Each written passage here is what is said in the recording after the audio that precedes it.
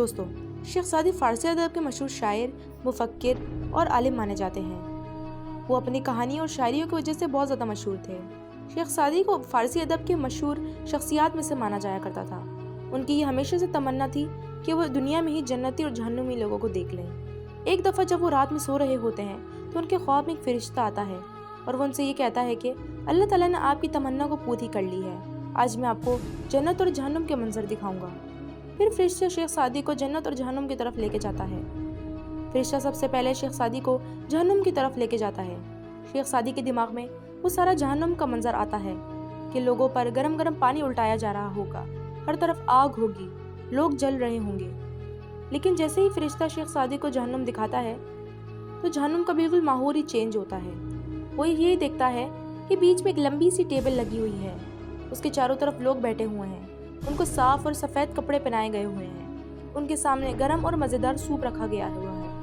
لیکن جب وہ لوگوں کی طرف متوجہ ہوتے ہیں تو یہ دیکھتے ہیں کہ ان کے کپڑے بہت زیادہ گندے ہیں، کیونکہ جب وہ سوپ پینے کی کوشش کرتے ہیں تو وہ سوپ اپنے اوپر گرا دیتے ہیں، جس کی وجہ سے ان کا منہ بہت زیادہ گندا ہو جاتا ہے اور جل جاتا ہے۔ پھر وہ فرشتے سے اس بارے میں پوچھتے ہیں تو فرشتہ جواب دیتا ہے کہ اللہ تعالیٰ نے دنیا کی ان سے ایک نعمت کو چھین لیا ہے۔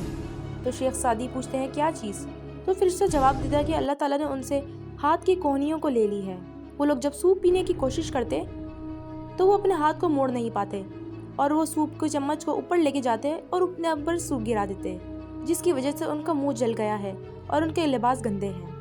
پھر فرشتہ شیخ سعدی کو جنت کی طرف لے کے جاتا ہے تو شیخ سعدی کے دماغ میں سارے جنت کے ماحول آتے ہیں کہ وہاں لوگ اچھے اچھے پھل کھا رہے ہوں گے، وہاں ہنسی مذاق ہو رہا ہوگا، دودھ کی نہریں گزر رہی ہوں گی۔ لیکن جیسے ہی وہ جنت کو دیکھتے ہیں تو وہ وہی ماحول پاتے ہیں جو کہ جہنم میں تھا۔ وہ یہ دیکھتے ہیں کہ بیچ میں ایک لمبی سی ٹیبل لگی ہوئی ہے، اس کے چاروں طرف لوگ بیٹھے ہوئے ہیں، ان کو صاف اور سفید لباس پہنائے گئے ہوئے ہیں۔ پھر وہ لوگوں کی طرف دیکھتے ہیں کہ وہ لوگ ہنسی مذاق کر رہے ہیں، ان کے چہرے اور لباس بالکل صاف ہے۔ پھر فرشتہ ان کو بتاتا ہے کہ ان سے بھی اللہ تعالیٰ نے وہی نعمت چھین لی ہے، اللہ تعالیٰ نے ان کے ہاتھ کی کوہنیوں کو چھین لیا ہے۔ پھر شیخ سعدی اس بات پر بہت تعجب کرتا ہے۔ پھر شیخ سعدی ایک اور دفعہ لوگوں کی طرف دیکھتا ہے تو وہ یہ پاتا ہے کہ لوگ خود کھانے کے بجائے اپنے سامنے والوں کو سوپ پلا رہے ہیں۔ وہ یہ سوچتے ہیں کہ میں بھوکا رہ جاؤں لیکن میرے سامنے والا بھوکا نہ رہ جائے۔